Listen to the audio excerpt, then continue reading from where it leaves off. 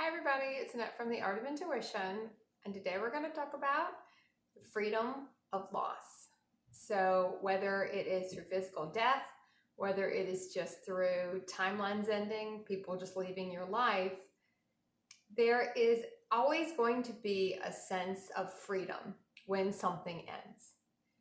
And that is a feeling that triggers also a lot of guilt, because there is this part of our human consciousness that it gets triggered, and we start releasing a lot of guilt over feeling free of a situation, even if we're grieving the situation, which this can feel sort of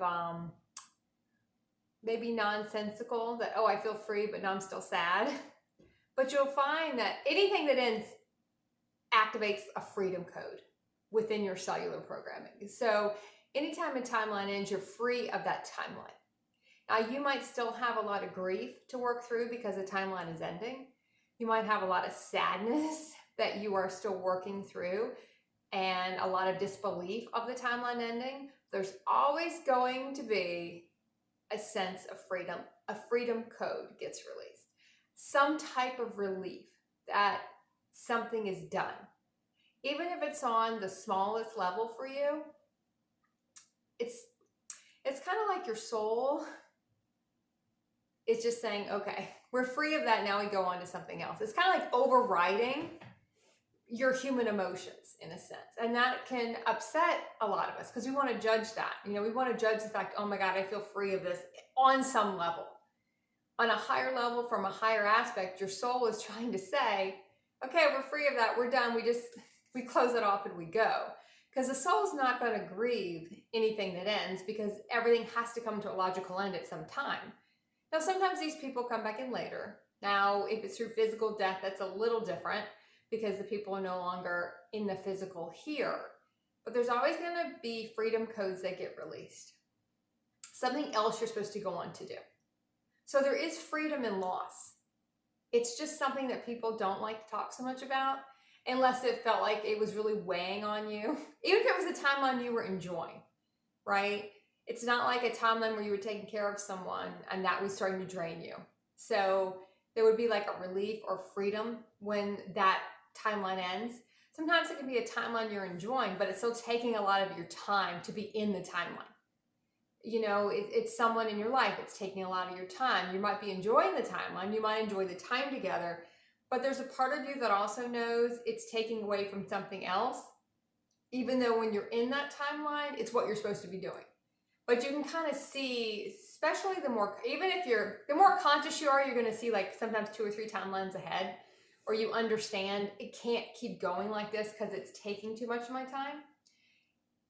And it's going to have to shift and change, whether you shift and change it or your universe is going to come in and shift it, change it. In some way, it's going to be shift, and it's going to morph into something else. It's going to morph to a different timeline, because you're always going to be shifting out of one thing into the other. Sometimes it's very subtle shifts and you're not going to notice it. You're not going to really see it, but you're always going to be moving from one thing to the other. And when you start shifting out of timelines, no matter grieving the timeline or not feeling the need to grieve the timeline, it's not going to really matter. There's still going to be a sense of freedom with it. I have had a lot of timelines that have ended where I would just hear, okay, now you're free. Now you're free to go. You completed that contract. You've paid back that karmic debt. And now that timeline's over. Don't try to hold on to it. Don't make yourself miserable trying to grab onto it, grabbing onto what's no longer there. You're free now. You've completed it. Now you can go on and do something else. Sometimes we can get really lost in those emotions. So make sure, if you feel the need to grieve, that you take the time to grieve.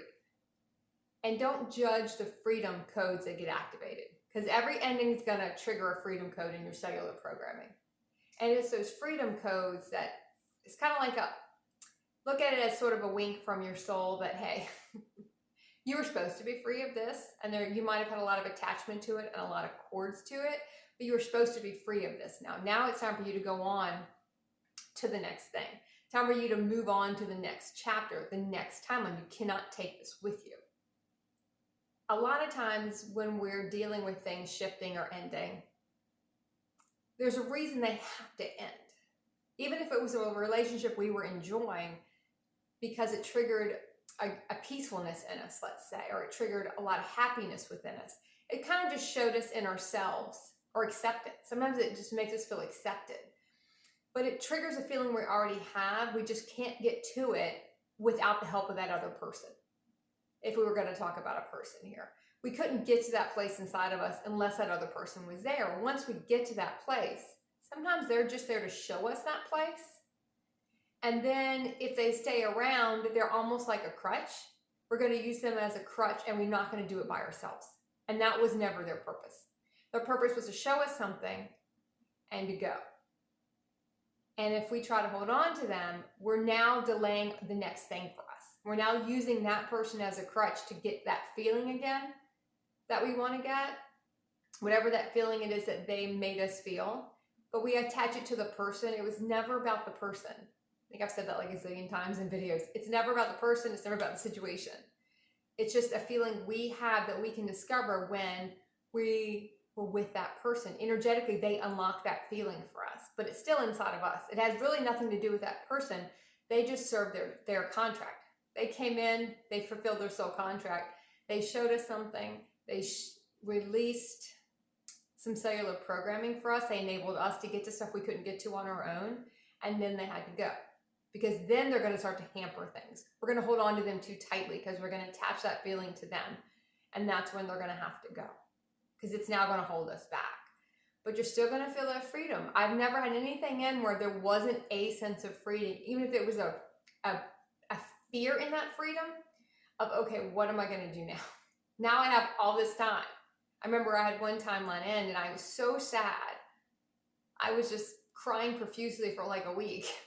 Just profusely in the middle of the store, I would just start crying because I was so sad. So much sadness was being brought up. But that's also you clearing the attachment you had to the reality. That was me clearing that attachment to the reality.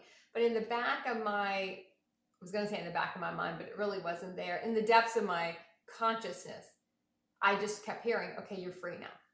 You're free to do this. You don't have to stay here anymore. You're free to go.